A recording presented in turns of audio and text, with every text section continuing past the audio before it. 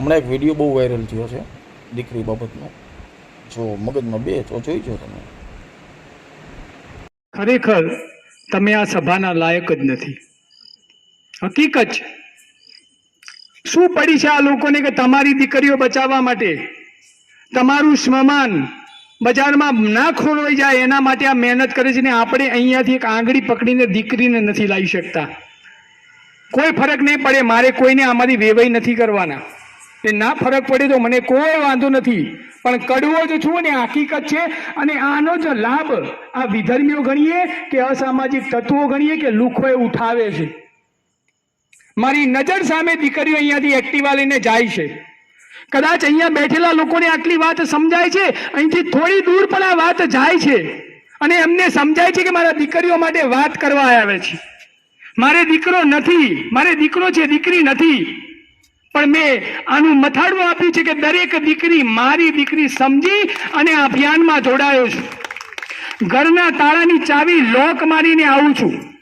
મારું ઘર છેલ્લે વગડામાં છે. છેલ્લે વાઈફનો ફોન આવજો કે 12 વાગે પહેલા આવજો, બીક લાગે છે.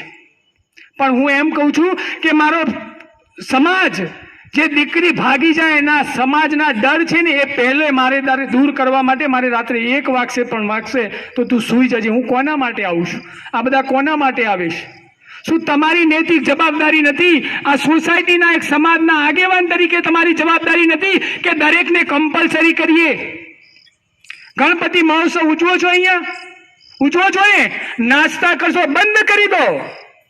જો ખરેખર તમારે સમાજને સુધારવા હોય ને તો બંધ કરી દો. આ તમને એવું છે કે 1 કરોડના 1.5 કરોડના બંગલામાં બેસીએ છીએ, આપણને શું ફરક પડે છે?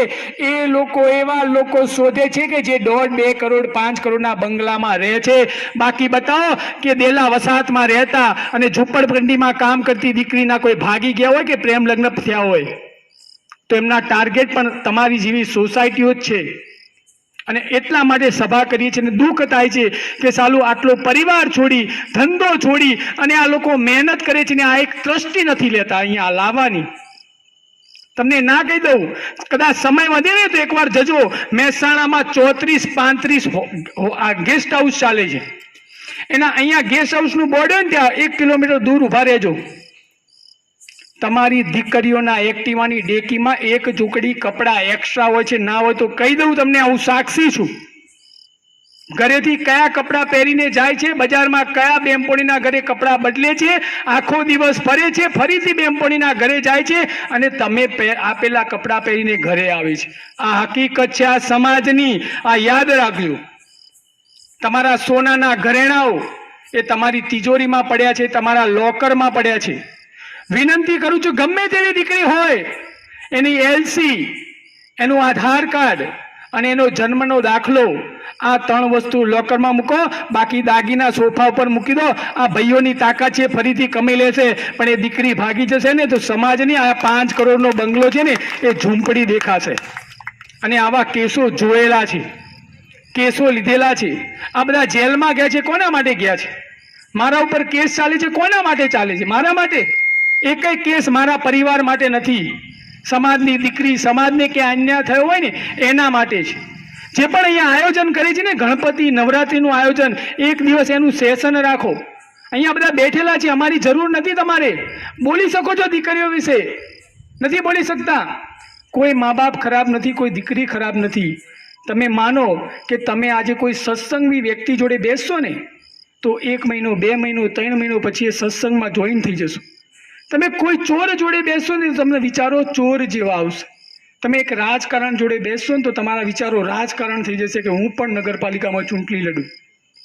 અને તમારી દીકરી કોની જોડે બેસે છે? આમાંથી કેટલા મા બાપ એમ માને છે કે મારી દીકરીના મોબાઈલનો પાસવર્ડ મને ખબર છે? હાથ અધર કરો. જઈને ઘરે જઈને મોબાઈલ પહેલા તોડી નાખો, કાં તો પાસવર્ડ લો. અને આવી તાકાત ના હોય ને તો દીકરી જન્મવા માટે તમે લાયક નથી. અમારા શબ્દો કડક છે પણ કડવા છે તો સાચા છે. તમારી દીકરીનો પાસવર્ડ મોબાઈલનો કેમ ખબર ના હોય? મારે દીકરો છે 11 વર્ષનો, જોઈ લો મારા મોબાઈલમાં. એની યુટ્યુબની લિંક અને મારા યુટ્યુબની લિંક સેમ છે. એ યુટ્યુબમાં નાનો કાર્ટૂનનો વિડીયો જોયે ને તો પણ મને બતાવે કે એને શું જોયું છે. દીકરો છે તો પણ હું ચિંતા કરું છું.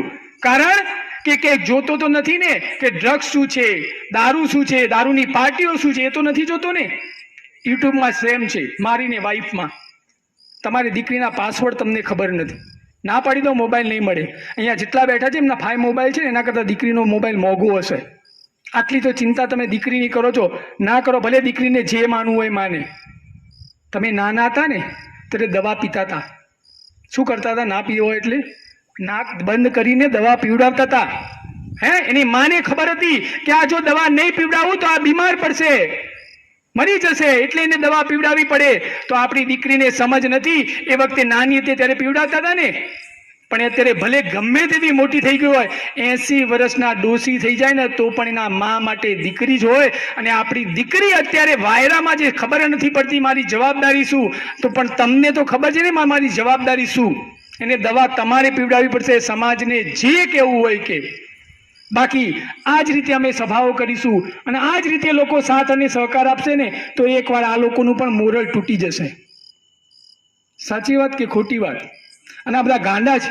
આમાંથી કેટલા લોકો માને કે મને ભગવાને બધું આપ્યું છે, બધું, જમીન, દીકરી, છોકરો સારો, સંસ્કારી વહુ, એના છોકરા, કેટલા બધાને ક્યાંક ને ક્યાંક નથી આપ્યું ને.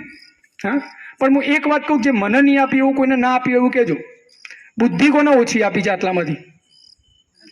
બધાને આપી છે. કોઈ ગાંડું છે હમણાં? આ બધા બેઠા, આ બુદ્ધિ વગરના બધા બેઠા છે, ગાંડા બેઠા છે. એટલા માટે તો તમારી દીકરીઓ બચાવવા આવે છે બધી. બાકી ડાયા લોકો તો બંગલામાં એસીમાં જઈને ટીવી જોવે છે. આ બધાને ભગવાને બુદ્ધિ હોતી આપી છે અને ગાંડા છે ને એટલે સમાજ માટે દોડે છે. બાકી ડાયા લોકો દોડતા નથી. તમને પણ મેસેજ વાંચ્યા પછી ક્યાંક ચિંતા થઈ ને એટલે તમે આવ્યા છો, એટલે તમે ગાંડા જ છો. બાકી ડાયા લોકો આવતા નથી. તો દરેક બહેનોની વિનંતી છે, આપણે પણ એક ગ્રુપ બનાવીએ.